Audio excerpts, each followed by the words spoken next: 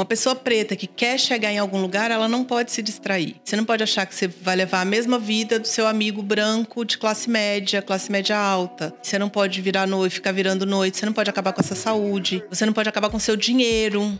Ele geralmente é curto. Não era natural para elas entrar na sala e entender que a pessoa que está sentada atrás da mesa, como em qualquer consultório, era médica, porque a pessoa que estava sentada ali era preta. Toda essa construção que envolve a vida das pessoas pretas faz com que a gente seja um combo de criatividade, inovação, resiliência e resolutividade. Closes e corres. E aí, galera, eu sou o Samuca do Guardião do Armário. Oi, gente, eu sou a Paty da Empregue Afro. E esse é mais um Closes e Corres! Estamos aqui hoje com uma convidada mais que especial, uma amiga querida, que eu conheço tem uns 10 anos, por aí. Ela é palestrante, consultora de promoção de saúde integral, bem-estar e saúde mental corporativa. Pós-graduanda em saúde mental nas organizações pelo Instituto de Pesquisa e Hospital Israelita Albert Einstein. Médica formada pela Faculdade de Medicina da Universidade Federal de Juiz de Fora, é isso? Isso mesmo. Com atuação na área da saúde da mulher e radiologia mamária. Certificado de mestre em medicina pela Universidade de Lisboa. Defensora dos direitos humanos, participa de diversas ações em prol da inclusão e é estudante também de relações étnico-raciais no Brasil. Doutora Simone Nascimento. Obrigado por ter aceito o nosso convite. Obrigada pelo convite. Estou profundamente honrada. Obrigada, gente. Eu tô particularmente emocionada hoje. Se eu fosse você que tá aí ouvindo, assistindo a gente, já separa o lencinho, vai ter emoção. É o último episódio que estamos gravando, não sabemos se vai ser necessariamente nessa ordem. Estamos aqui gravando esse episódio, mas... A gente tá na emoção. Estamos na muita emoção aqui, porque é um projeto de vida, sabe? É esse podcast, trazer a galera que a gente tem trazido. Ter você aqui como referência é realização de um sonho, né? E quem assistiu primeiro episódio, eu sempre adoro fazer esses links pra você não perder nenhum. Sabe que o meu sonho era fazer faculdade de medicina. Aí, há uns 10 anos atrás, tava relembrando aqui nos bastidores, quando eu conheci a Simone, eu entrei no lugar, ela tava fazendo uma palestra sobre câncer de mama. Eu olhei e falei, uma médica negra, eu quero ser amiga dela, E estamos aqui hoje. E para começar, a gente quer saber desde o início. Então, conta pra gente como é que foi a sua infância, onde você cresceu, com quem você cresceu, como é que era a sua estrutura familiar. Conta um pouquinho pra gente. Bom, eu nasci em São Gonçalo, no Rio de Janeiro, mas muito pequena eu fui para o interior de Minas. Cresci com a minha família, pai, mãe e 2 irmãos, numa cidade no interior de Minas. Sempre estudei em escola pública, mas eu tive muita sorte de estudar em escolas públicas que eu considero que tinham características peculiares. Por ser de cidade muito do interior, elas tinham que atender a todo mundo, desde o filho de quem varria a rua até o filho do prefeito. Então, só por isso já existia um cuidado com a educação, eu acredito. Além disso, eu acho que eu cruzei com professores muito especiais também. Eu sempre fui muito puxada, muito estimulada pelos meus professores. Na época, eu achava que era implicância e hoje eu vejo que eles estavam tirando de mim aquilo que eu tinha. A minha família também, meu pai e minha mãe são pessoas muito simples, pobres e que não tiveram estudo nenhum, mas sempre tiveram um foco muito grande em educação. Meu pai sempre falou, ninguém aqui vai namorar enquanto não estudar. E essa era a lei da minha família. Uhum. E eu cresci com isso, então eu nunca nem cogitei namorar e casar antes de estudar. A minha mãe falava assim, Simone, vai trabalhar para não engravidar na adolescência. Porque pelo menos trabalhando, você tá pensando no trabalho, não vai pensar em outras coisas. Eu acho que foi muito esse foco, assim. E uma cidade muito do interior, que a gente... Qual era o nome da cidade? Piranga. Foi a cidade que eu fiquei até os 15 anos. E é uma cidade que, diferente de São Gonçalo, que demograficamente é um lugar preto, a cidade na qual você vai não é uma cidade que tem muita gente preta, né? Não era uma cidade com muita gente preta. Eu não tenho uma memória tão boa assim, porque já são muitos anos, não vou contar quantos. Mas muitos anos, algumas décadas. Mas não tinham muitas pessoas pretas. Tanto não tinha que eu e os meus irmãos, nós éramos pontos, assim, de aquele pontinho preto no meio da multidão. De qualquer modo, olhando para o estado que eu cresci, Minas, a maioria das cidades, eu acho que... Eu não sei estatisticamente mesmo, mas a impressão que eu tenho é que eu sempre convivi muito mais com pessoas brancas do que com pessoas pretas ao longo da minha infância e adolescência. Na infância, teve alguma relação com se olhar e se ver bonita e ter autoestima? Jamais. Nunca. Eu acho que a primeira vez que alguém olhou para mim e falou que eu era bonita, eu já morava aqui em São Paulo, já era adulta e já era médica. Que alguém falou, assim, de verdade, nossa, você é muito bonita. E eu olhei para um lado e para o outro. Não tinha ninguém, era com você mesmo. Era comigo, sabe? Eu acho que até que provavelmente alguém falou ao longo da minha vida, mas eu nem registrei, assim, para falar a verdade. Eu acho que eu só estive pronta para ouvir quando eu já era adulta e já tinha outras ferramentas para lidar com... Porque na infância, com certeza, não era. Assim, eu era a menina feia. Eu era a menina que ninguém queria dançar quadrilha. Eu era a menina que não tinha par. Né? Então... Quando se discute na internet a solidão da mulher negra, é pensar a partir da infância também, né? Da criança. Da criança. Ela percorre a nossa trajetória, a nossa vida, em vários momentos. Mais ainda para as mulheres retintas. Retintas, né? Exato. Eu acho que eu era preta, pretinha, magrela, bem magrelinha e pobre. Ou seja... Era o combo, veio o combo. Eu era o combo. Eu era o combo. Mas eu sempre fui muito inteligente. Então, eu tinha essa característica que eu acho que eu me voltava para isso aí. Te blindava do restante do mundo. Eu me blindava e eu acho que, de alguma forma, os professores que passaram pela minha vida pegaram essa característica e puxaram bastante... E eu acho que foi aí que eu não sucumbi e que em algum momento entre a minha infância e a adolescência, eu decidi que eu ia ser médica. Na impossibilidade de descobrir o caminho para ser astronauta, que era outra possibilidade. Peraí, como assim? De médica para astronauta? Era assim, ou era ser astronauta ou era ser médica. Mas assim, eu estava... Sonho de infância? Sonho de infância. Ai, que legal isso, né? E assim, gente, como que você vira astronauta? Não fazia ideia. Eu até hoje não faço. Eu também não faço ideia. Se você tivesse assistido o filme Mulheres Além do Tempo... Não, na época, né? Na época a gente nem tinha o filme. Mas recente. Não, eu sou quase a avó das mulheres do filme. Meu Deus. Exagerado, gente. A doutora Simone exagerada.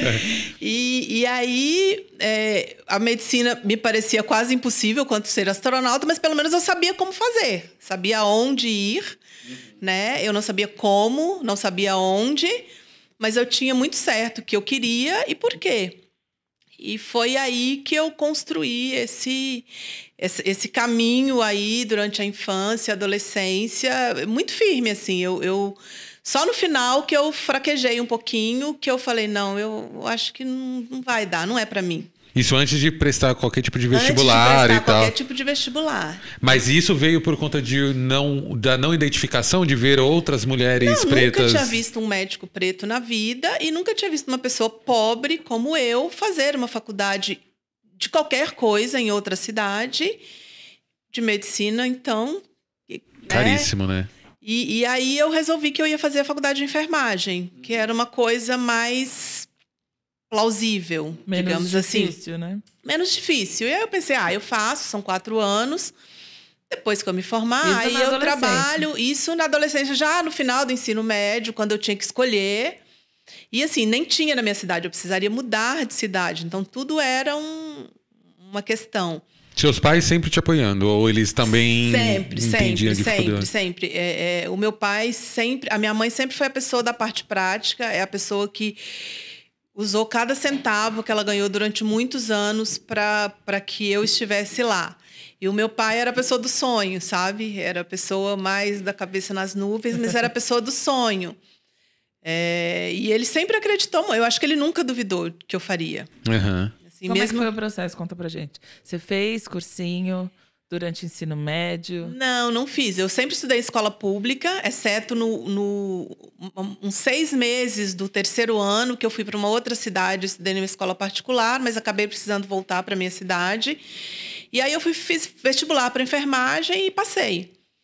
E fui fazer a faculdade de enfermagem. Aí eu fiquei 2 anos trabalhando e guardando dinheiro para conseguir mudar para uma outra cidade. Porque não dá, se passei no vestibular, vou embora, né? Vai embora como, filha?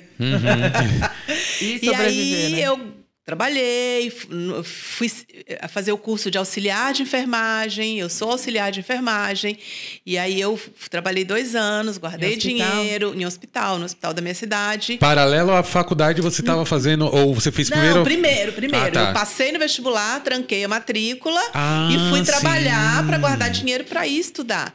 E aí fiz todo esse processo e fui estudar. Quando eu cheguei na faculdade, eu comecei a pensar, gente, mas por que não, né? Eu já estou aqui. Por que não? Era já a federal. Era já a federal de Juiz de Fora. Que legal. E aí eu lembro que eu teve uma greve, nessa época tinha muita greve das universidades públicas, e teve uma greve que começou em julho. E quando voltou, no final de agosto, eu falei, não vou voltar.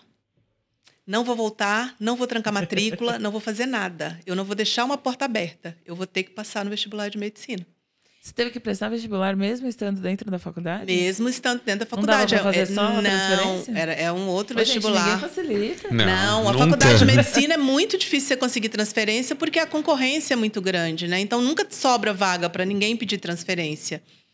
E aí eu fui num cursinho lá em Juiz de Fora e falei com o cara, eu preciso de uma bolsa. Ele falou, posso te dar 50%. Eu falei, não, você não tá entendendo, eu não posso pagar nada. Mas eu preciso de uma bolsa. Mas uma bolsa integral eu não preciso. Eu falei, você me dá a bolsa e eu coloco seu nome na lista de aprovados. E foi assim que ele me deu uma bolsa no cursinho noturno e eu fiz setembro, outubro e novembro. Foi isso que eu fiz de cursinho. Mas eu estudava o dia todo, ia para aula à noite e eu passei no meu primeiro vestibular de medicina. Meu Deus, a primeira aplicação e já passou. Eu passei no meu primeiro vestibular de medicina. E eu lembro que quando eu voltei para minha cidade, depois da segunda fase, quando teve a primeira fase... Voltou como heroína, né? Eu passei super bem, assim, e eu falei, cara, agora é só se eu morrer.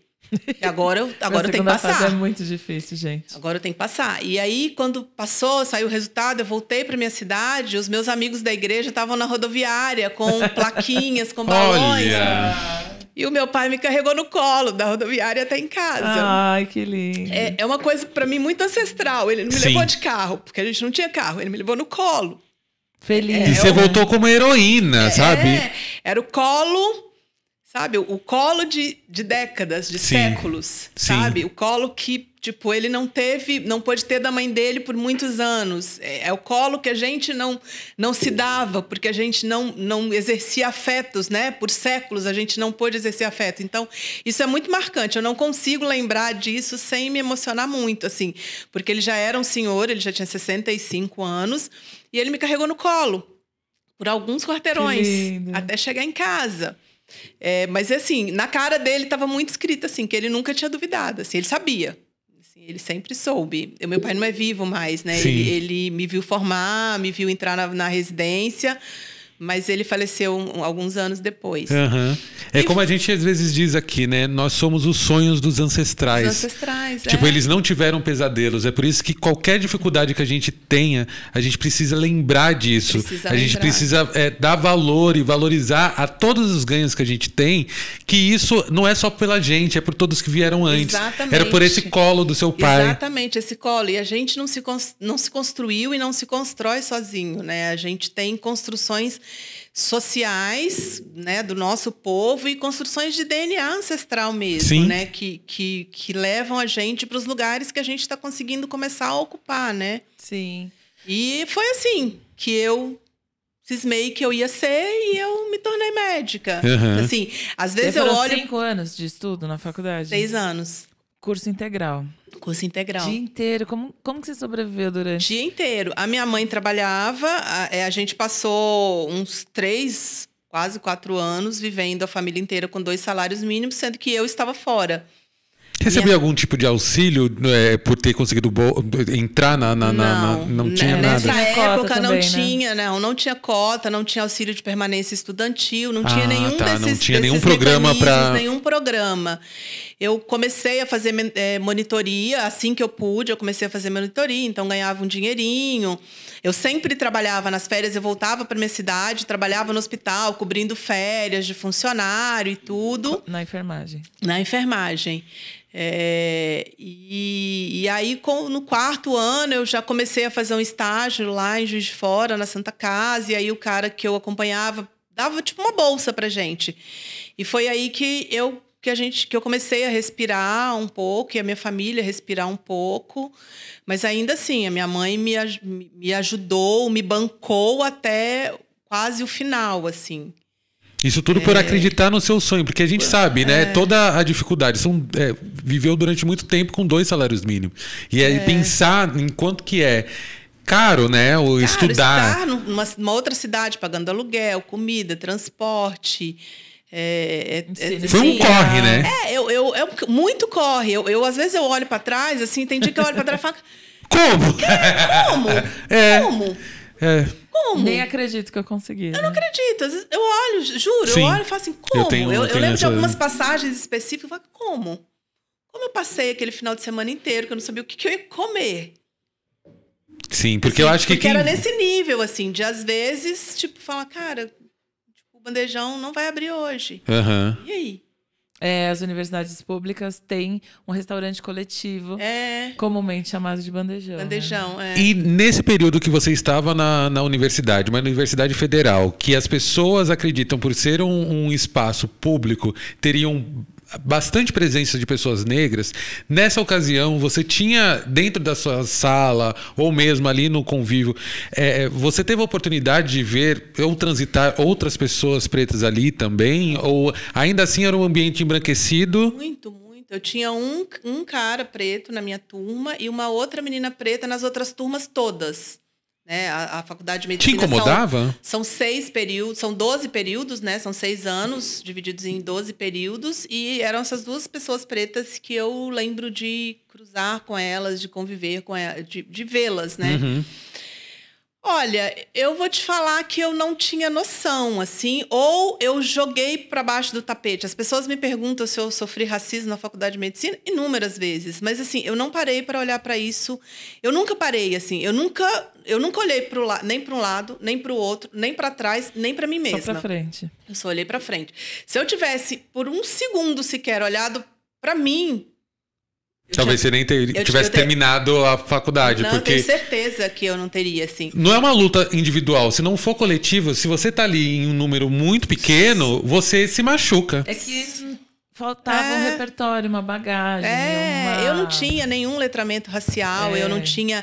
Então, assim, eu sentia os desconfortos e guardava ali no bolsinho. E eu fui fazendo isso ao longo da vida inteira. Vida inteira, assim, mesmo depois. São mais 2 ou mais 4 anos? Não, depois eu fiz mais 1 ano de cirurgia, 3 anos de radiologia e mais 1 ano que foi o R4 né, que a gente faz de especialização depois da radiologia. O diploma veio com 6 anos. Com 6 anos e a formação total foram 10 anos. E esse tempo todo, tudo guardado nas caixinhas ali para sobreviver. O mecanismo é esse, você guarda e segue. Porque é desse jeito que a gente faz quando precisa fazer. Eu não romantizo o sofrimento de gente preta, assim. Nem pobreza, nem a saúde mental abalada. Não romantizo, mas o nosso caminho, ele muito raramente é fácil. É uma estratégia de sobrevivência. É muito raramente fácil. Ele geralmente é muito difícil. E a gente tem que fazer, apesar de difícil. É isso, não tem como parar, né? Não tem como parar. Você guarda tudo ali e um dia você volta, abre a sua caixinha de Pandora. E começa a analisar. E começa a trabalhar tudo aquilo ali. E um dia você respira, um dia você se diverte, um dia você viaja, um dia você tem lazer, um dia você estabelece laços saudáveis. E aí você se cura, você começa o seu processo de cura depois que você chegou lá. Se você, durante o caminho, pelo menos na minha época, eu acho que hoje a gente tem algumas âncoras assim que a gente consegue trabalhar um pouco melhor. a questão dos estudantes negros nas universidades, porque existem os coletivos. Então, assim, geralmente você não está sozinho. Mas na minha época era isso. Você só segue, só vai. Solo.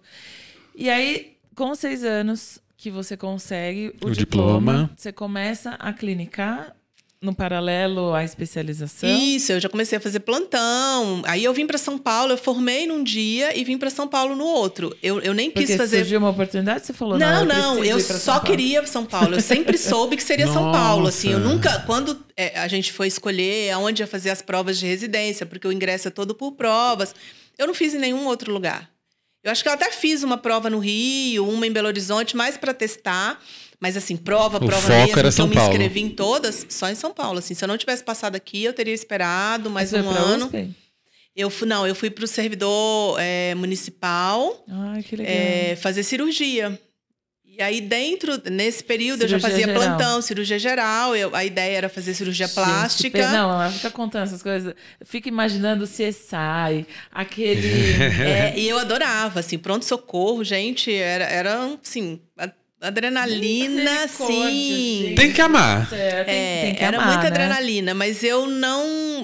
Naquela época, eu comecei a ter noção de que algumas lutas eu não queria comprar. Assim, sabe? Sim. Era o foco no seu profissional. Exato. Era o foco no seu profissional. Você vir para São Paulo, imagina, nasce em São Gonçalo, vai para Minas, depois muda de cidade para poder estudar e depois de 6 anos vem para São Paulo para poder trabalhar, que é um outro contexto, é um outro cenário.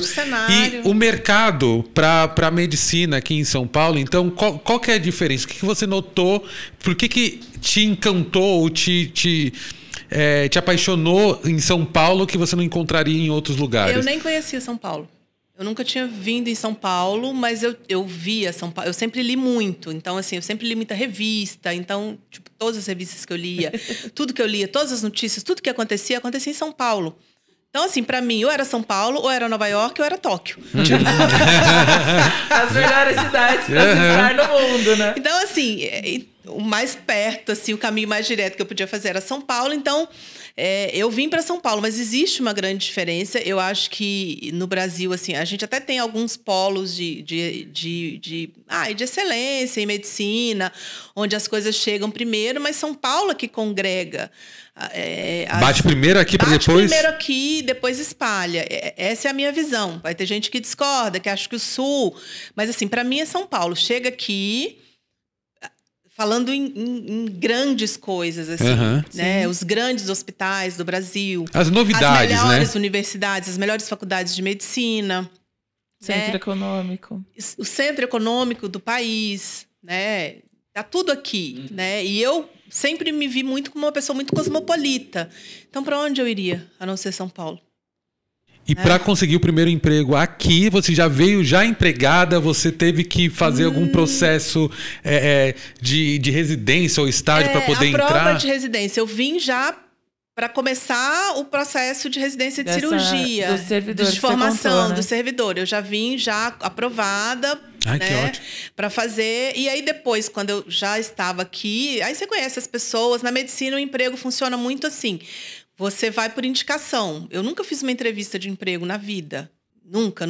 Porque é sempre assim, alguém te indica, né? Alguém que te conhece, trabalha com você, fala, tá precisando de um plantonista em tal lugar, indiquei você, fala com fulano. É uma área muito fechada? É muito difícil entrar nesse círculo de networking? Não é. Não é muito difícil porque existe uma necessidade muito grande. É muito difícil você entrar em alguns círculos de networking. E dos melhores trabalhos, dos melhores salários. Isso é uma coisa que você vai cavando ali e, dependendo de quem você é e de onde você vem, alguns lugares você não entra nunca. Né? Você tem alguns serviços, alguns hospitais, alguns serviços que algumas pessoas, não interessa o quanto elas sejam excelentes, elas não vão chegar lá. Né? Não vão chegar porque existe só todo o clube do... É o clube, bolinha, né? exatamente. É o clube que chega ali. Mas, de modo geral, você consegue... E a gente se indica, né? Hoje, eu participo de um grupo de médicas negras, então as meninas que estão mais novas chegando, sempre que alguém sabe de um plantão, eu aciono toda a minha rede, manda mensagem no grupo aqui, no grupo ali, pergunta, alguém está precisando de tal especialidade? E então, sempre a gente consegue encaixar as pessoas. E eu acho que, na minha época, isso era assim também, né? Não tinha um grupo de médicas negras, mas as pessoas se encaixavam. É que hoje a tecnologia ajuda um pouquinho, Ajuda, né? Nossa, gente. Eu queria muito estar formando agora. Assim. Na verdade, eu queria estar passando pela faculdade com um coletivo bem bacana. Que ia ser uma experiência completamente diferente, né? Completamente diferente e muito menos solitária. Que te desse um repertório, um apoio psicológico, uma ajuda, né? Eu passei muito por isso, assim. Quando eu comecei na militância, eu vi que só tinha eu e eu ia me enfiando nos grupos de estudo. Eu saía da FMU onde eu estudava e ia para o grupo de estudos do coletivo da USP para estudar as questões raciais lá, porque tinha outros negros lá. E aí eu fui me enfiando. Você estuda aqui na USP? Ainda não, mas eu vou eu vou fazer pós-graduação lá. Mas por isso. Porque na nossa época não tinha um grupo de WhatsApp que você pudesse entrar e conversar com as pessoas. Não tinha. E era o networking da época, o que ajudou a gente chegar aqui onde a gente está, né? Exato. E tem uma coisa que você falou que me assemelha muito para uma vivência que eu tive. Eu sou formado em comunicação, designer e tal, mas que também me encontra muito nesse lugar do não saber da sua negritude, apesar de ser uma pessoa retinta, de não entender quais são algumas coisas racistas que eu passava, ou mesmo de fingir que não estava ouvindo, porque existiam muitas piadas racistas, existiam muitas ofensas, mas que eu cheguei e falei assim, deixa eu focar no que eu preciso entregar, sabe? Das pessoas que me zoavam não acreditarem, sei lá, no projeto do meu TCC e desacreditarem em todo momento, até que no momento da apresentação, sei lá, eu e meu colega tiramos 10 e eles tiraram, sei lá, 8, 7. Então, tipo, de você entender que quando você tem um foco, um objetivo, nada vai tirar você do seu caminho, né? Exato. E eu entendo que foi muito isso que você viveu. E nesse processo, né, nessas construções, nesses lugares que você foi trabalhando, você teve o auxílio ou a ajuda de alguns padrinhos ou madrinhas, assim, que foram pessoas aliadas, assim, que sejam elas pessoas brancas ou não, anjos, mas que você consegue encontrar que foram fundamentais? Eu acho que ao longo da minha vida, assim, eu tenho uma amiga da faculdade que a família dela sempre me acolheu muito, então eu ia para casa dela no final de semana, almoçava lá, ela morava muito perto da faculdade, mas às vezes o pai dela, quando ela sabia que eu estava muito sem dinheiro, às vezes o pai dela descia, ia lá onde eu morava meu pai vai passar por aí a gente dá uma carona, sabe? Então eu considero, assim, eu olho com muita gratidão para essa relação com os pais dela, porque alguns momentos você fala, não, se essas pessoas não estivessem ali, eu teria voltado. Sim. Né? E depois um médico que eu conheci na Santa Casa também, que era o cara que a gente ficava lá trabalhando para ele, mas ele dava uma bolsa, então é uma coisa que começou a fazer diferença na minha vida. E aqui em São Paulo, eu estava na residência ainda, eu estava assistindo um seminário na Escola Paulista de Medicina. Eu já fazia radiologia nessa época e uma amiga me apresentou para uma médica que era dona de uma clínica, de um laboratório. E aí a gente conversou 5 minutos. Ela falou, nossa, gostei muito de você. Quer trabalhar comigo? Assim. E ela me ensinou praticamente tudo que eu sei. Eu aprendi coisas depois, obviamente, Sim. né? A medicina evolui muito. Mas de networking, de jeito de lidar com as pessoas, de como tratar as pacientes, de como se relacionar com os colegas. Né? Fora a parte técnica, que ela me ensinou muito, mas o aprendizado da vida, assim, Ela te ensinou que não aprende na faculdade, o de vida. E eu era uma pessoa assim, eu não era das faculdades mais conhecidas, E ela assim, nossa, gostei muito de você, quer trabalhar lá na minha clínica? Vai lá amanhã pra gente conversar. A gente fala muito isso aqui, Simone. Da importância dos bastidores, de alguém que te dá uns toques, que te ensina um pouco desses códigos. Eu brinquei aqui num dos episódios que eu assistia muito, o Dr. House, e que, por mais que as pessoas criticassem a empáfia dele, aquele jeitão dele, ele era o cara que tinha uma especialidade de trazer um nome, um assunto, fazer algumas perguntas pra algo que ninguém tinha visto. E eu falava, se eu não vou ser uma médica assim como ele, pelo menos eu quero ser uma especialista assim. Quero chegar nesse ponto. Você teve pessoas que te inspiraram, mesmo na ficção, como esse caso que a gente brinca, né? Eu acho que assim, o Dr. House eu já era formada, mas assim, sempre foi... Nossa, o Dr. House e o Grey's Anatomy... Muita gente formada em Grey's Anatomy, né? Eu acho que foram muita inspiração, assim, né? De você ver os conflitos de fora, de você ver as dores de fora, né? De você se identificar com personagens, seja pela cor, seja pelo gênero. O jeito de ser. Então, não tinha muito, na minha época, não tinha muito... A gente tinha novela, né? A gente não tinha muito acesso a programas de fora, né? Então, era muito o que era produzido aqui.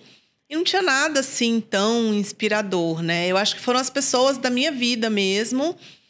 as pessoas que eu olhei, que eu observei e que eu mirei nelas e falei, não, é isso aqui, é ali que eu quero chegar. Isso é muito emblemático pra gente, né? A gente vem de uma geração que, por mais que a gente não tivesse tantas referências, nós nos olhamos no espelho, apesar de todas as dificuldades, e nos tornamos a nossa própria referência. Nossa própria referência. Sabe? De chegar, de seguir, de acreditar no sonho. Uma negra americana famosa que falou isso esses dias, né? Ah, sim. Qual o nome dela, gente? Eu fui a minha própria referência, eu mesma construí a minha própria história, porque não tinha nenhuma outra rapper negra gorda que tivesse ocupado o espaço onde ela chegou, com os prêmios que ela tem. Será que é Liso? Talvez seja Liso. Ai, me perdoa, galera. Mas talvez as pessoas vão saber e comenta aqui. Eu conto a história, mas não lembro o nome. Se você lembrar dessa história, comenta aqui nos comentários. Eu sou assim também. Mas eu não lembro o nome. Nomes. Mas tem uma coisa que eu observo nessa coisa da gente criar, de sermos nossa própria referência... É que eu acho que as características da vida que a gente tem, do lugar que a gente ocupa socialmente, que geralmente é, no mínimo, de um pouco de escassez. Sim. Nunca é de fartura, nunca é de herança. Isso que eu ia falar. Que herança? Nunca. Então, assim, a gente, toda essa construção que envolve a vida das pessoas pretas faz com que a gente seja um combo de criatividade, inovação, resiliência e resolutividade. Então, a gente tem tudo que a gente precisa. Porque a nossa vida, você tem que lutar, fazer seu lápis de cor durar o ano todo. Você tem que descobrir jeitos de chegar num lugar muito longe para fazer um cursinho, sendo que você não tem dinheiro para ficar pagando para todas as passagens todos os dias. E nem comida para todos os dias. Para todos os dias. Você precisa de fornecer lazer para os seus filhos e às vezes você não tem. Não dá para ficar levando no cinema. Então você está o tempo todo ali criando. Você está o tempo todo arrumando soluções. É você que tem que arrumar as coisas na sua casa. Você não chama, faz tudo. É você que arruma. Sabe? É você que todo dia se cai, se levanta e se reconstrói. Então, eu considero que esse combo de criatividade, inovação, resiliência e resolutividade é o que faz com que a gente, mesmo faltando tudo, mesmo sem referência, mesmo faltando quase tudo, que a gente consiga fazer coisas muito grandes. Sim. Né? E aí, falando da sua trajetória, quando você começa a atender as pessoas e a clinicar, eu me lembro de você contar um episódio que me marcou muito. Do momento que você decidiu sair da frente desse atendimento com o paciente para ficar mais em diagnósticos mesmo, com o conhecimento que você tinha, que é uma coisa bem específica, a mulherada que está ouvindo a gente. Façam a mamografia, né, doutora Simone? É um exame chato pra caramba. Mas que é importante. Eu tô fazendo faz pouco tempo, tem uns 2 anos pra cá. Mas muito necessário. É muito difícil identificar ali o câncer, o nódulo. E você se especializou em algo que é algo raro na medicina, né? E imagino o quanto você não estudou para ter esse conhecimento e as vivências que agregaram. E aí você conta que decidiu sair da frente dos pacientes quando sofria muitos episódios de racismo. Depois de né? muita rejeição, assim. Conta um pouco pra gente, que rejeição foi essa? Era muito, acontecia muito, assim, era muito frequente, assim. Quase que diariamente, da pessoa entrar e você tá lá, você tá de avental, você tá com esse estetoscópio no pescoço, quando na época que eu ainda atendia clínica médica, e a pessoa entra e fala, cadê o médico? E aí você fala, eu sou a médica, e a pessoa te olha com um ar de incredulidade. Muitas, muitas e muitas vezes. A gente não tá falando de uma ou duas vezes. Não tá falando de uma ou duas vezes. E as pessoas, elas não aceitavam, não era natural para elas entrar na sala e entender que a pessoa que está sentada atrás da mesa, como em qualquer consultório, era médica, porque a pessoa que estava sentada ali era preta. Se fosse uma pessoa branca, ela não teria a menor dúvida que ali estava o médico, porque ele estava com todos os símbolos de que era aquela pessoa que estava ali prestando atendimento. E depois de muito tempo de acontecer, da pessoa chegar e falar, eu sou a médica, e a pessoa sair da sala porque não queria ser atendida. Não, e a pessoa tá ali para saber se ela tem ou não um câncer, se ela tem ou não um nódulo, tratamento sério para fazer. E o racismo... eu acho que às vezes o racismo é mais forte do que o medo de morrer. É mais forte do que a necessidade de um diagnóstico. A gente vê, até hoje, a gente tem notícias de pacientes que se recusam a ser atendidos por médicos pretos. Quando foi o momento chave que você decidiu, tipo, eu não estou mais conseguindo lidar com uma situação como essa? Eu acho que foi... As coisas vão se acumulando e eu aprendi, depois de um certo tempo, eu comecei a me olhar e eu aprendi a me olhar, assim, e me olhar com muito carinho, com muita complacência, assim. Eu falo que eu sou muito autoindulgente, porque eu já me cobrei muito, já precisei me cobrar muito. Então, chegou um momento que eu falei, gente, eu amo cirurgia, mas eu não quero esta vida que envolve a prática da cirurgia. Eu vou sair. Que até cirurgia plástica você tinha pensado, Isso. Né? E aí, eu cheguei na residência um dia e falei, amanhã eu não volto mais. Mas eu acho que nem teve uma gota d'água. Eu acho que foram acúmulos. Foram acúmulos de coisas que você vai avaliando e você vai pesando se você quer enfrentar aquilo.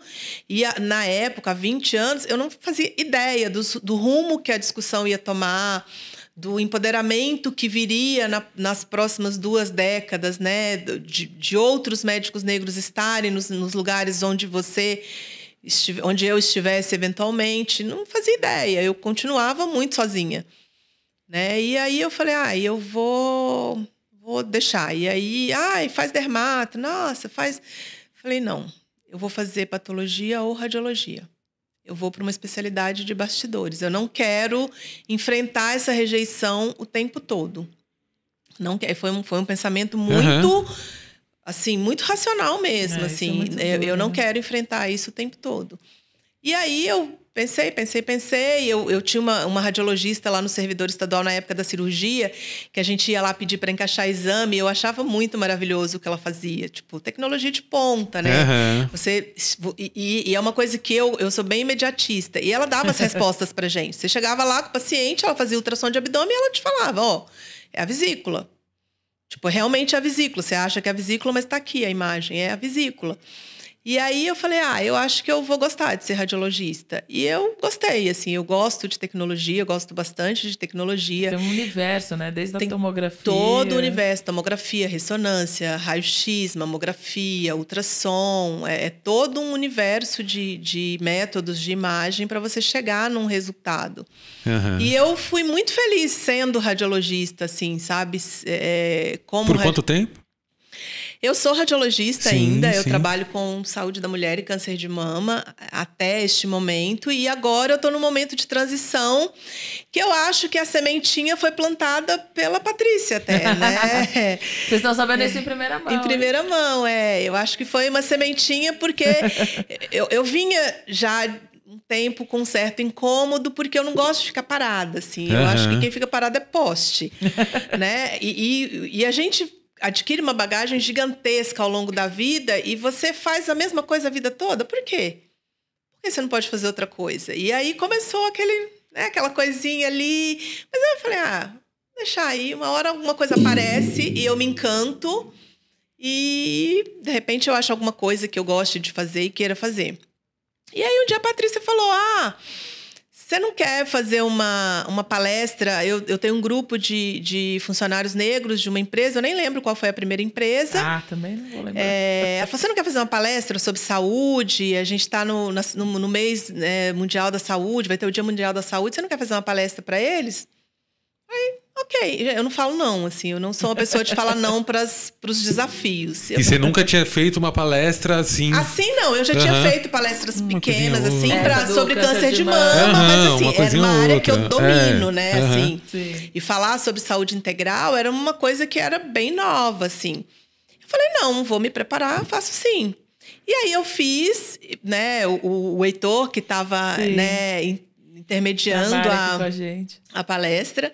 E foi muito legal, assim, a interação foi muito legal, a resposta do grupo foi muito legal. E eu me senti muito bem fazendo aquilo. Ai, que incrível. E eu terminei, quando eu desliguei o Zoom, foi bem em 2020... no meio da pandemia. Eu desliguei e falei, nossa, gente, eu gostei pra caramba disso. Olha, que legal, mas ainda gente. ficou lá no cantinho. Gostei, mas assim, tinha que fazer com isso, né? Tipo, também gosto de sorvete. E aí, depois ela me chamou pra fazer uma outra palestra. Na terceira vez, aquilo consolidou pra mim. Eu falei, nossa, gente, as pessoas... Existe um cuidado que você pode levar para além da coisa clínica. Existe a promoção da saúde. Né? Existe, ao invés de você dar diagnósticos, você ir lá evitar doenças. E aí Uma medicina preventiva. Uma medicina preventiva, promoção de saúde mesmo, né? A promoção de noções de saúde que as pessoas não têm. E aí, assim, eu gosto de me preparar profundamente, porque eu sou a pessoa que gosta de ter razão. Eu detesto ser pega numa situação onde eu não tenho razão. Então, aí, fui estuda aqui, faz um curso ali, estuda aqui, faz um curso ali. E agora, neste momento, eu estou me preparando para fazer uma transição de carreira. Eu acho que em uns 2 anos, eu espero... estar trabalhando basicamente com bem-estar e saúde mental nos ambientes corporativos. Sim, e eu acho que trazer para cá, então, esse papo de saúde mental, pensando no recorte socioeconômico da nossa população preta, da população periférica, que estão ali no chão de fábrica mesmo, que são as pessoas que acabam não sendo vistas como seres humanos que têm ali seus sentimentos abalados por conta de todo um histórico. Que imagina, passar por tudo que a gente passa e dar sua excelência no ambiente de trabalho, assim, você ter um cuidado. O que muda hoje em dia nessa conversa de saúde mental, quando a gente vem de um histórico onde que o funcionário só tinha que entregar, ninguém estava nem aí interessado no seu bem-estar. Você percebe essa mudança e esse interesse maior no cuidado com o bem-estar do colaborador? Eu acho que essa mudança vem ocorrendo. E vem ocorrendo, algumas empresas já estão bem avançadas. Eu acho que tem algumas empresas que são tipo a Ferrari, sabe? A Ferrari do bem-estar, e onde todo mundo quer trabalhar. E as outras estão indo, né, muito nessa onda do ESG. O S é o social, que é a parte humana, né? E eu acho que esse cuidado está vindo muito na esteira do Covid, que a última onda do Covid vai ser a da saúde mental. Isso. Ela nem chegou ainda. Ai, meu Deus, sério? Ela nem chegou. A gente fala isso na pós. Estou fazendo pod ESG e eles estão falando isso mesmo. Os especialistas, eles consideram que a onda de saúde mental pós-Covid ainda tá para vir, tipo de tsunami, sabe? Que o mar recua. Todo mundo desesperado, apavorado, Covid, morreu fulano, não morreu. Aí parou de morrer, vacinamos, as pessoas pararam de morrer, o mar recuou no tsunami, sabe? Sim. Mas ele está crescendo para vir. E eu acho que nisso todo mundo está tentando se preparar, porque a conclusão que eu acho que o mercado, né, que os RHs chegaram, que as pessoas que estudam as relações de mercado e de consumo, é que se você não tem um ambiente saudável, se você não tem um ambiente que as pessoas desejam estar ali, você não produz bem também. Você não retém aquele funcionário. Você não retém aquele funcionário. Hoje você tem dados. Tudo hoje tem muita métrica, né? A gente consegue provar por A mais B que uma empresa que se preocupa com a saúde dos funcionários, com a saúde mental, com o bem-estar, ela tem um lucro maior, ela tem menos absenteísmo, ela tem um índice de retenção de talentos muito maior. É aquela empresa que a pessoa entra e, às vezes, fica anos lá. Você acompanha a trajetória daquela pessoa e ela acompanha a trajetória da empresa. Isso é uma coisa muito valiosa. Hoje, não tempo muito líquido, né? Muito fluido, que nada dura muito, né? Então, hoje a gente tem métricas. Se você olhar para os grupos específicos, né? Do funcionário do chão de fábrica, como você falou, que é o cara que faz o trabalho pesado, que, tipo, só vai lá no médico do trabalho a cada 6 meses para provar que ele está vivo, praticamente. Nunca existiu o cuidado com a sutileza da existência desse ser. É verdade. E aí, por outro lado, você vai avaliar os números de saúde da população preta, de saúde física e mental da população preta, você vê que você tem índices mais altos de suicídio, índices mais altos de alcoolismo. Entre jovens, né? Principalmente entre jovens, índices mais altos de alcoolismo, de uso de substâncias ilícitas, diabetes. Os cânceres, alta. Eles são todos diagnosticados mais tarde, com apresentação mais grave. A hipertensão, que, tipo, as pessoas não vão, porque elas não podem parar.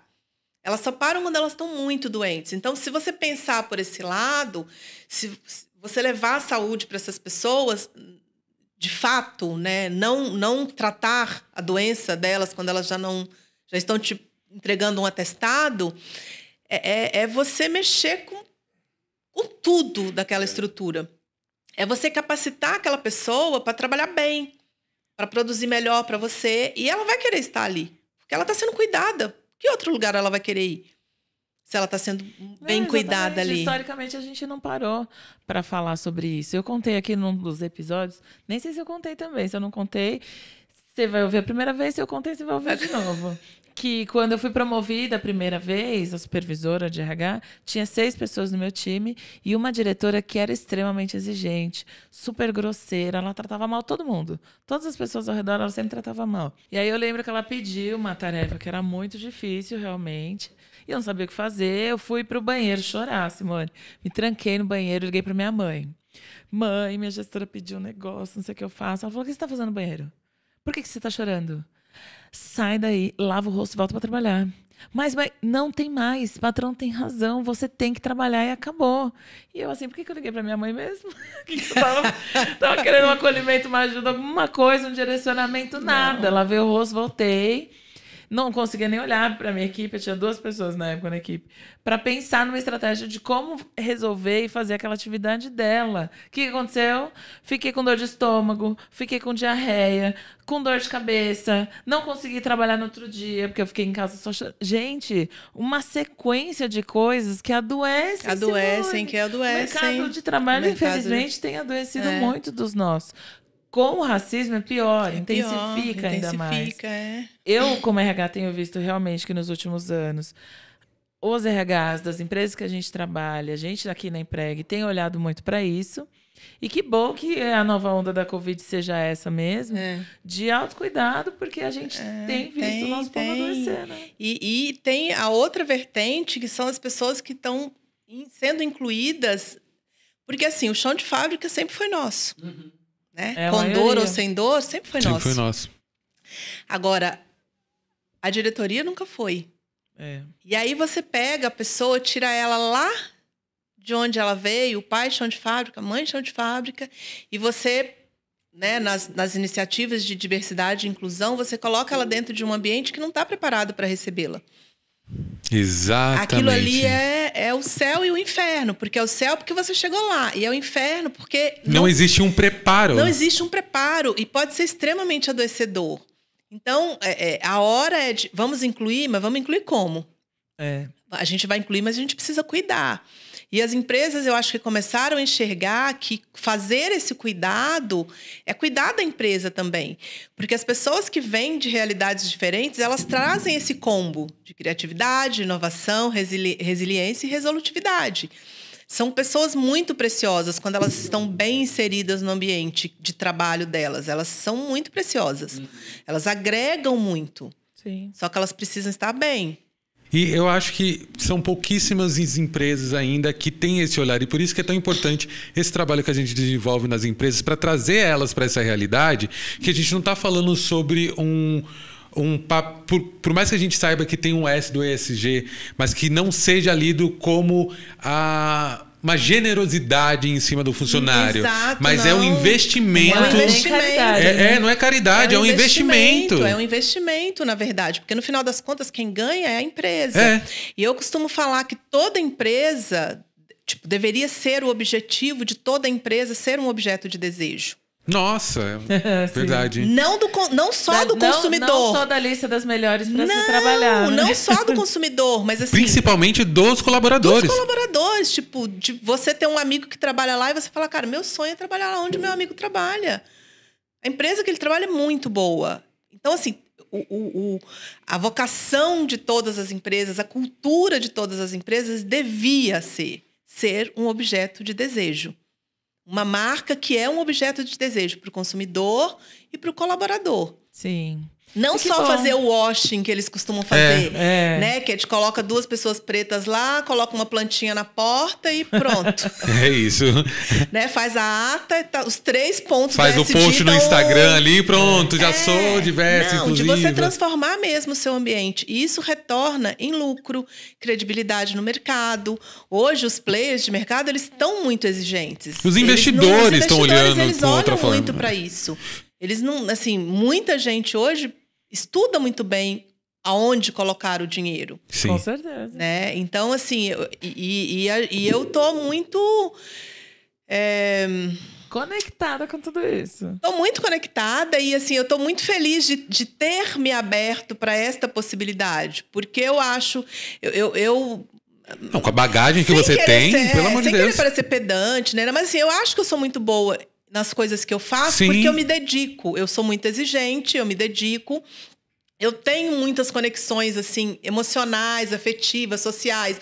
Eu conheço gente de todos os lugares, de todas as vertentes. Então, assim, gente, se quiser conversar qualquer coisa comigo, eu vou desenrolar o assunto ali, sabe? Então, eu acho que eu vou ser muito feliz, assim, e eu acho que os lugares por onde eu passar também vão ser felizes, porque eu acho que é muita vontade de ver as pessoas bem, assim. Eu gosto muito do cuidado. E, assim, eu gosto muito da ideia de bem-estar. É um negócio que me seduz profundamente, assim. Eu também, gente. Assim, bem-estar. Nossa, você olha uma pessoa que tá feliz, cara, aquilo ali, tipo, fala, cara... Te preenche. Me preenche. Quando eu tô feliz, eu falo, cara... às vezes eu paro e falo, cara, é a plenitude.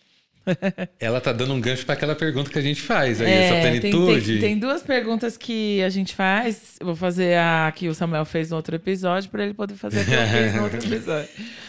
Que é difícil pra gente, como profissionais negros, e cada um trouxe uma resposta aqui que foi bem bacana. Inclusive a gente, né? Respondeu cada um do seu jeito. Hoje, você se considera uma profissional de sucesso? Você acredita que chegou nesse patamar de sucesso? E o que é sucesso para você? Cheguei, assim, eu não sou uma profissional, eu me vejo como uma pessoa de sucesso. E para mim é muito assim, eu tenho segurança alimentar, eu tenho moradia segura, a minha mãe está bem cuidada, a minha mãe está segura, a minha filha está segura, eu consigo impactar na vida de outras pessoas. Eu tenho um projeto que eu participo com um grupo de médicos, psicólogos, fisioterapeutas, que a gente trabalha na ala materno-infantil do Presídio Feminino da capital. A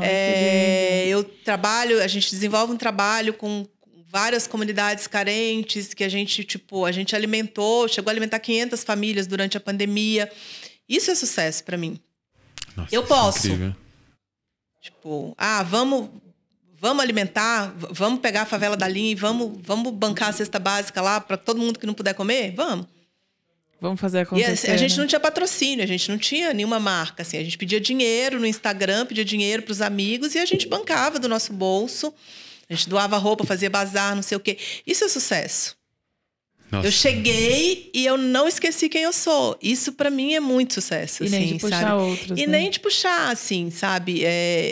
Eu sempre que eu posso puxar alguém, eu puxo, assim. Não, e isso acaba sendo bem cansativo, né? Porque a gente nunca chega e fica descansado. Uma pessoa preta que chega, ela não chega e descansa. Eu acho que não vai. A nossa geração não passará por isso, por enquanto. Não passará. Mas assim, eu considero que a gente tem tem que ter um compromisso ancestral para que a próxima geração possa descansar pelo menos um pouco, assim.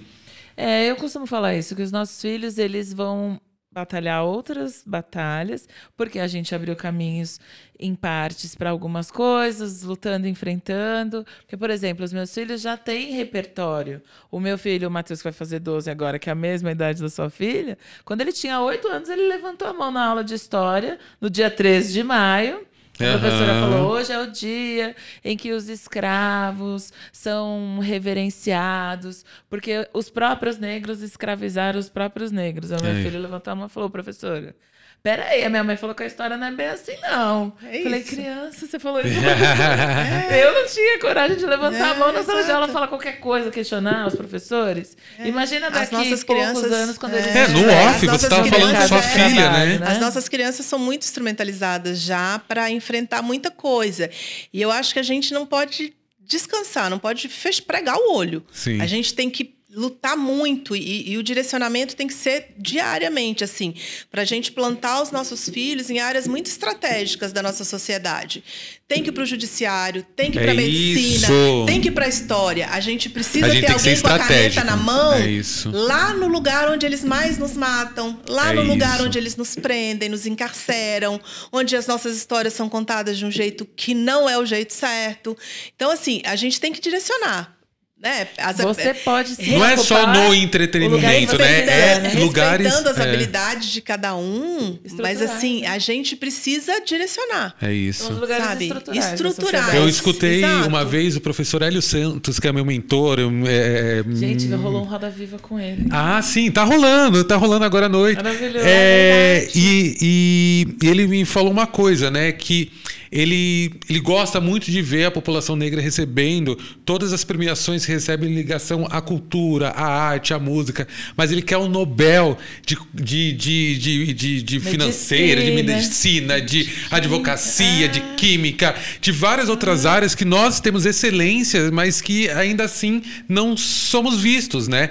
E aí, só para a gente entender também, uma outra pergunta que a gente também traz aqui é que eu gostaria de saber de você um momento muito close que você já viveu. Porque a gente falou muito de corre aqui, quanto que foi esse processo para conseguir. É luta atrás de luta. É luta atrás de luta. Gente, mas é close atrás de close. Mas fala aí pra gente, um close mais close, assim, que você falou assim, não acredito que eu consegui. Nossa, e não precisa ser ligado ao trabalho, mas uma coisa que você conquistou ao trabalho. Eu acho que você queria que meu pai tivesse vivo pra ele ver. Isso, que você foi lá e... nesse momento. Eu acho que esse momento aqui era o momento que eu queria que meu pai tivesse vivo pra ver esse episódio, sim, sabe? Eu acho que é um momento que ele... Porque resume muita coisa que você... Resume muita coisa, assim.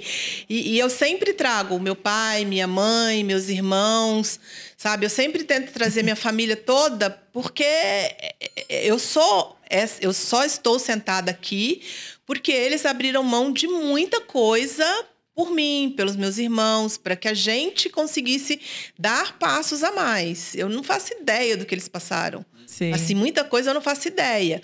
Então, esse é o momento. Mas eu acho que... Não sei, eu viajei para a Noruega para ver a aurora boreal. Meu Deus, pera. Como assim? Eu só vejo no YouTube. Como é que é isso ao vivo?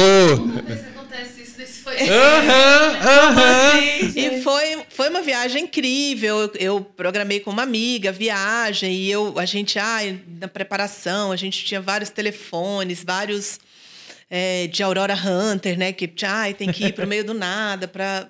E aí a gente chegou no lugar que a gente ia ficar hospedada, assim, tipo, e era um sobrado, assim, todo com a frente inteira de vidro. Gente, já tô me colocando no lugar, tô imaginando real. Inteiro de vidro.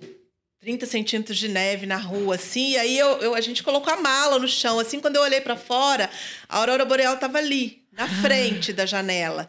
E aí eu parei, assim... E eu lembro que eu até falei com ela, nessa época, eu falei para ela, esse é um momento auge. Caramba! Auge. E assim, nessa eu tive vários momentos, assim, de close mesmo, assim, Eu amo viajar, né? Então, eu amo viajar e as minhas viagens sempre foram muito close, desde a primeira, assim, quando eu saí do Brasil a primeira vez, quando eu pude viajar pelo Brasil, né? Toda vez que eu chego num lugar, eu estive agora recentemente na Itália e eu estava ali no pôr do sol em Roma, ali no Trastevere, na ponte, olhando, e aí eu olhando e pensando, eu falei... Foi longe. Nossa, eu falei, foi esse pensamento. Você foi O colo do seu pai te levou em tantos lugares, O colo hein? do meu pai me Tá levou te levando em muitos longe, lugares. muito Que longe lindo. mesmo, assim. E eu acho que eu ainda vou mais longe. Eu também, assim, não tenho dúvida. Com certeza. Eu acho que eu a gente não quer cheguei. só acompanhar no Instagram. Eu acho que eu Aham. não cheguei ainda, não. Eu também acho. Eu acho que também eu ainda acho. vou muito longe e eu espero que eu não vá sozinha. Assim, um desejo Que a gente se muito encontre e vê na grande. aurora boreal por aí, Que a gente. gente se encontre por aí, que a gente Sim. se esbarre.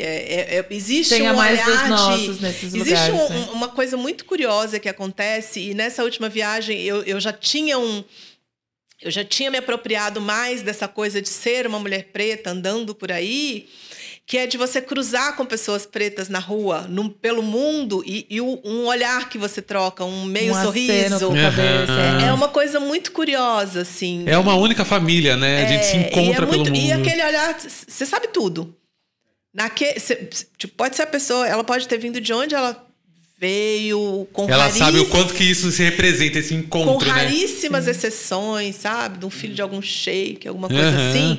Mas você sabe, você consegue contar a história daquela pessoa. Sim. Em linhas gerais, você cruza o olhar e você sabe o que está ali. A bagagem que aquela pessoa está trazendo, a gente sempre sabe. Eu cheguei aqui, a gente começou a conversar, você falou, nossa, gente, mas isso foi muito o que eu vivi. A gente sabe. A gente se conecta. A gente se conecta. As nossas histórias se cruzam muito. As nossas histórias são muito parecidas. E é tão estranho que não existiu interesse da sociedade como um todo, sociedade, quando eu digo isso, a gente está fazendo um recorte muito racial, as pessoas brancas, de ouvirem as nossas histórias. Por isso que é tão importante um podcast como Closes e Corres, que tá trazendo para a realidade, trazendo a luz, colocando a cara no sol de várias pessoas que fizeram e ainda estão fazendo e vão fazer ainda muito mais histórias por aí e que vão reescrever. Eu tava falando aqui no off o quanto que todas essas histórias que a gente vem contando, isso pode estar num livro e ser eternizado para que lá na frente as pessoas possam ter como referência também na literatura. Porque isso é importante. Também, a gente fez uma reflexão aqui na Empregue Afro. A gente vai fazer 18 anos agora em 2023. Nossa. De existência. Uma mocinha. Uma mocinha, 18 maioridade. A gente ficou num mote de campanha de vendedores de talentos ofuscados pelo racismo. E quando a gente começou a fazer 300 vagas por ano, 300 pessoas recolocadas por ano através da Empregue Afro, todas essas pessoas, ou a grande maioria que você encontrou em alguma dessas palestras, elas falavam assim, nossa, realizei um sonho. Nossa, eu nunca imaginei que eu poderia trabalhar num lugar como esse. Nossa, se não fosse a Empregue Afro, que bom que existe a Empregue Afro, me deu um impulso, né? Uma ajudadinha para conseguir chegar lá. Para hoje sermos realizadores de sonhos ofuscados pelo racismo.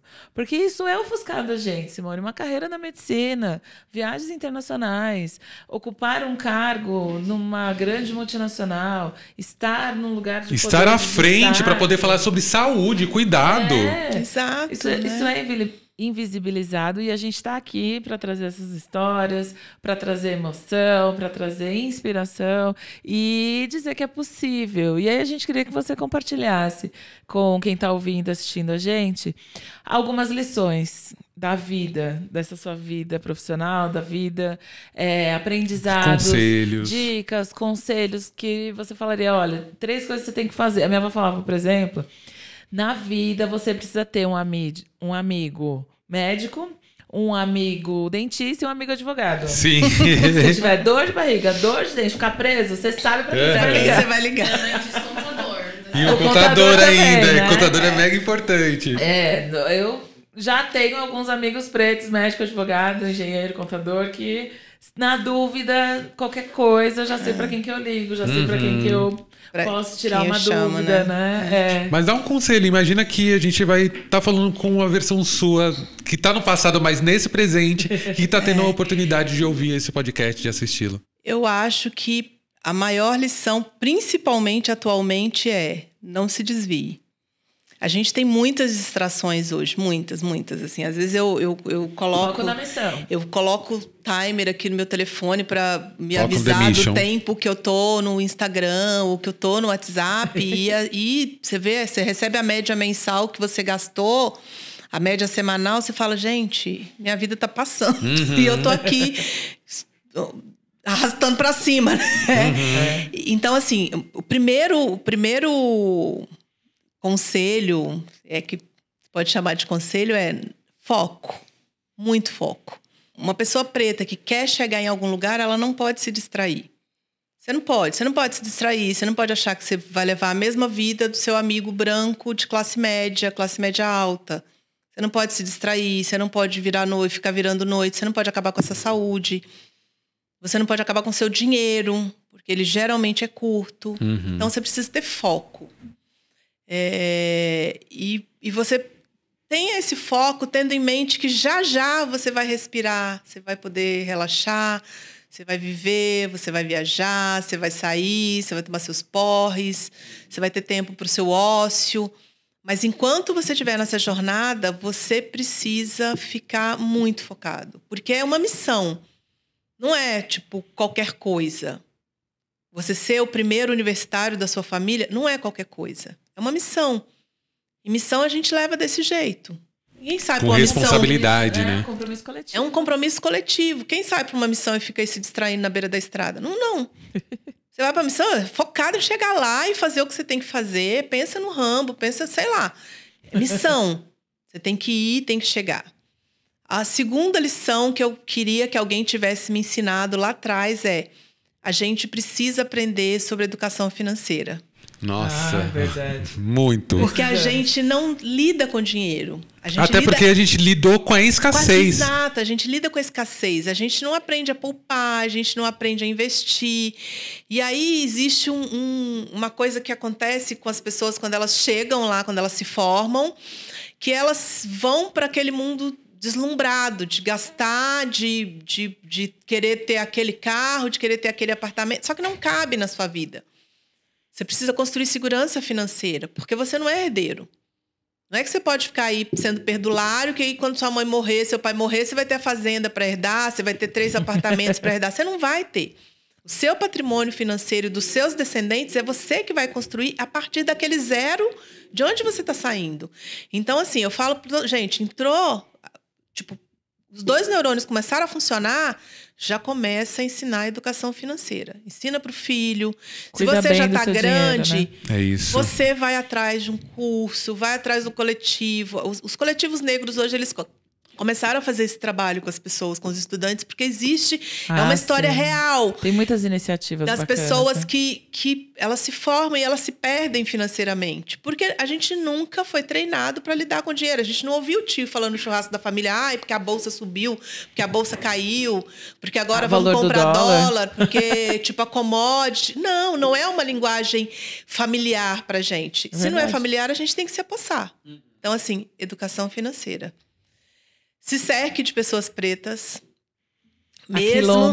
Aquilombe-se. Mesmo que a sua realidade, o curso que você frequenta, que você tenha muitos amigos brancos legais, mesmo assim, você precisa de espelho. Todo mundo precisa de espelho. É muito, muito difícil você passar a vida sem se ver. É solitário, né? É muito solitário. Então, assim, procura. Se não tem do seu lado... Faz igual eu fiz, vai atrás, procura. Vai na internet, nós temos um grupo aqui, eles vão se reunir no Ibirapuera, vou lá. Vai na cara de pau Vou mesmo. lá na cara de pau. Foi isso que eu fiz. A primeira vez que eu encontrei várias mulheres juntas, negras, eu vi no Facebook, na época o Facebook que bombava, 10 anos, 9, 10 anos, e eu vi que elas iam fazer um encontro sobre feminismo negro interseccional no Parque Ibirapuera. E eu fui. Eu cheguei, eu sentei e eu tenho amigas que eu fiz nesse dia, que são minhas amigas até hoje. E com elas nós construímos juntas o acampamento de feminismo interseccional, que foi uma coisa muito bacana, que a gente ficou meses fazendo uma festa. Eu não sei se vocês chegaram a ouvir falar em algum momento da Don't Touch My Hair, que era uma festa que acontecia aqui em São Paulo. Não conhecia! Como assim? Eu estava lá construindo a Don't Touch My Hair. A gente fez várias edições para ter dinheiro, para fazer o acampa, para fazer formação, para trazer as mulheres sem que elas precisassem pagar, para prover alimentação, hospedagem. Então, assim, esse ir no Ibirapuera, encontrar um grupo de mulheres negras que eu nunca tinha visto, transformou a minha vida. E aí, as outras foram vindo. Né? As outras foram vindo e, assim, a minha vida hoje tem um caminho que eu acho que é muito por por esses encontros, assim, sabe? E até eu estar sentada aqui hoje são esses encontros. São as conexões eu que a vida estar tá pensando fazendo. em fazer uma transição de carreira Por esse fruto encontro. desses encontros. Então, assim, se cerque sempre de pessoas pretas e cuide da sua saúde mental. Sempre que possível, saúde, cuide da sua saúde física, cuide da sua saúde mental. Eu falo, nosso corpo é literalmente o nosso templo. Que combustível você está dando para ele? É isso. Gasolina adulterada, o carro não roda. Dá ruim. Tá ruim. Ele roda um dia, roda 1 quilômetro, 2 quilômetros, 3. Mas ele não roda longe. Você não faz uma viagem longa depois? com ele. E o prejuízo depois? E o motor? Como faz? Tem Gente, que cuidar. Então, Sabe a uma gente coisa? precisa se cuidar. A gente precisa se cuidar com muito mimo, com muito carinho, com muita autocomplacência. Sim. Sabe? A gente merece tudo. A gente merece tudo, Olhar pra nós tudo. mesmos. Olhar para nós a gente mesmos. precisa se acolher. Gente, um check-up anual, não é, Check-up doutora Simone? anual, check-up anual. As pessoas não fazem. Mesmo as pessoas que estão empregadas hoje, que têm acesso, porque tem o plano de saúde. Não as fazem porque pessoas não é cultural fazem. da família, então Não, não é vai. medo, vou descobrir doença pra quê? Exatamente. Eu não vou pra não descobrir. Mas a gente Explica precisa. que não é isso, por favor. Não adianta. Se você não for. Tipo, Passei por isso em casa com o Luiz. Eu tive que insistir arrastei pro meu marido Luiz aqui, fazer Paulo, só que depois fique de ano. registrado. Que fique registrado. Eu tô com o Luiz há 8 anos. Foi a primeira vez que ele fez o check-up geral. check-up, o Paulo gente, também. nunca tinha feito. Eu me indigno, Tô porque as arrasando. pessoas não conseguem entender que assim, o fato de você não ir procurar não significa que não está lá. Tá Não, vendo? Olha, mas tá se vendo, eu for, Luiz? eu vou Tá ter vendo? doença. Gente, a doença está lá. É melhor você descobrir. Quanto antes você Exatamente. descobrir, mais altas são as suas chances de ter sucesso naquele tratamento, naquela Exatamente. intervenção. É Sabe? autocuidado, é um carinho com você autocuidado, mesmo. O Né? autocuidado, gente, não é só fazer skincare, tá bom? Não é a só fazer É skincare. muito importante. Mas não é a única coisa, né? A gente tem que cuidar da alimentação, cuidar de prevenção, Cuidar. passar em Atividade médica, física. atividade física. Uma das coisas que eu mais amo falar e trabalhar com as pessoas, com os grupos que eu trabalho, é sobre saúde integral. Porque são 6 pilares, né, da saúde integral. E eu amo trabalhar, enfiar isso dentro da cabeça das pessoas. Assim, eu fico falando, até eu perceber que a pessoa entendeu. Quando eu percebo que ela entendeu, eu falo, vamos pôr em prática? É isso, é isso. Olha, Saúde, gente. eu tô tão feliz com esse episódio. Foi tão especial conversar com você, entender toda essa sua trajetória, o quanto que vai ser inspirador para outras pessoas. Que a gente gostaria que você deixasse pra gente, então, suas redes sociais, para que as pessoas possam te achar, te procurar, te seguir e ter você ainda mais como inspiração e, quem sabe, conseguir uma mentoria também, né? Já pensou ali ter você na história de vida? Eu tô me preparando para um projeto de mentoria mesmo. Aí, assim. gente, é pronto. uma coisa que eu quero me disponibilizar. Outra dica, fica a dica. Eu quero me disponibilizar porque eu acho que eu já andei bastante, assim. E que história, gente. A gente fica sempre achando que precisa se preparar mais, só que a gente... Cara, quando você... Eu vi uma coisa que a Nina Silva escreveu hoje no LinkedIn dela, que é assim, quando você achar que está preparado, é porque você já está ultrapassado. Né? Precisa se atualizar. Você vai e faz. Vai e faz. Vai e faz. Então, assim, a mentoria tá ali. Tá ali, já... Então, suas redes? Meu Instagram, que eu tô preparando meu coraçãozinho para abrir. Quando esse episódio for ao ar, ele já vai estar aberto. Sim. É @Simone Nas, de Nascimento. E meu LinkedIn é Simone Nascimento. A vida. Muito obrigada. Obrigado, Simone. Fazendo essas conexões muito lindas, obrigado. assim. Muito bom falar com vocês. Obrigada. Muito bom contar a minha história para vocês, assim. Nossa, muito especial esse Porque a episódio gente pra conta, gente. né? Aqui e ali, tudo, mas Agora tem a contar, sequência, tá me registrado. emocionar com vocês, sabe? Trazer a minha E história. entre a gente, né? Porque Entre a a gente gente, se sente em casa. E esse sentir em casa não é só pelo ambiente, mas é esse acolhimento ancestral, esse acolhimento Exato. da nosso DNA. Era pra É o nosso isso. aquilombamento. É o nosso né? aquilombamento. Aquilombamento. Eu acho que, assim, a partir do momento que eu me dispus a sair da casca um pouquinho, os microfones têm se aberto para mim. Mas é muito especial que esse microfone, que do outro lado sejam duas pessoas pretas que conseguem entender Sim. exatamente cada vírgula. Com Sim. certeza. Sem precisar de grandes vive. explicações, Não, a né? gente vive, se Eu acho que identifica. foi muito Não fica especial. desse olhar de Nossa, eu não entendi. antropólogo, sabe? antropólogo, Ai, eu tô vendo de fora, não sei o quê, um Não, ou estudo então, social, tipo, não. não entendi, ou Como pior assim você viveu ainda, isso? aquele olhar de... Ai, será que não tá sim. exagerando? Aham. Nossa, Sabe, eu lembrei de olha uma o drama. coisa. Vamos É. colocar numa cena extra, desculpa. Lembrei de uma coisa. Que você passou por uma situação quando uma médica foi te elogiar. Você lembra? Uma médica branca, conversando com você no café, foi te elogiar e falou... Não lembro exatamente a frase que você contou. Assim, até por... Que você nem é... Você é branca por dentro. Não foi uma médica. Foi uma amiga, que é assistente social até, que falou pra mim um dia, falou assim, mas você é branca por dentro. Tipo... Tentando fazer um elogio, né? Tentando fazer um elogio. Porque você chegou num patamar em que muitos brancos chegam de conhecimento, de carreira, de diplomas, e que, imagina, negra. É você tipo, branca por dentro. nossa, você é muito gente boa, você é branca por dentro, considero você branca por dentro.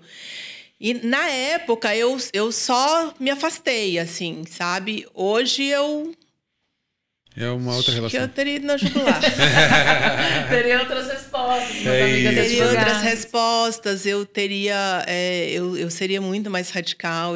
Hoje a minha tolerância é bem pequena, assim, sabe? Mas eu acho que a gente vai passando algumas situações na nossa vida que vai nos ensinando. A gente não nasce pronto, a gente vai aprendendo. Vai Então, aprendendo, se acolher também dentro dessa situação de, mesmo não tendo agido Sim. como eu esperava hoje em dia, isso Saber te trouxe como hoje fazer. aqui e você está ensinando Exato. outras pessoas a fazerem. Exato, Parte suas redes. Gente, obrigada por vocês terem ouvido a gente até aqui, por tudo que a gente pôde compartilhar. Tem uns extras ainda de uma conversa minha e de Samuel sobre todos os episódios dessa primeira temporada, que é especial demais.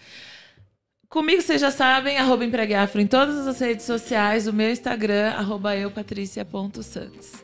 E eu sou o Samuel Gomes em todas as redes sociais e aqui no YouTube é Guardei no Armário. Consuma meu livro também, Guardei no Armário, que está vendendo horrores. É um livro que, desde quando eu lancei, eu pensei que ele não fosse ter uma vida útil tão grande e ele só está aumentando. Então, consuma a literatura nacional, escritores pretos, LGBTs, fora desse eixo aí de homens brancos escrevendo sobre histórias. Então, eu estou muito feliz, Paty, por essa oportunidade. @Samuel Gomes. @Samuel Gomes, falei no comecinho, @Samuel Gomes. E assim, é tão especial pra mim, porque chegavam pra mim e falavam, Samuel, você precisa fazer um podcast, porque eu sempre participei de vários podcasts, falavam, nossa, a gente ama te ouvir, ama sua voz e tal, e eu nunca tinha tirado do papel esse sonho, e eu tô me emocionando um pouquinho, porque foi muito difícil pra mim passar o último ano de muitas perdas e perdas de saúde mental, que a gente falou muito aqui, e são por conta de pessoas como você, Paty, que acreditam nos nossos sonhos, que eu consegui. A gente conseguiu tá junto, fazer amigo. esse podcast Tamo acontecer. junto. E assim, Muito foi obrigada incrível pelo tudo sonho. aqui que eu aprendi. Então, obrigado, gente. Obrigado, Obrigado. gente. Beijo. Beijo. Até a próxima. Acabou!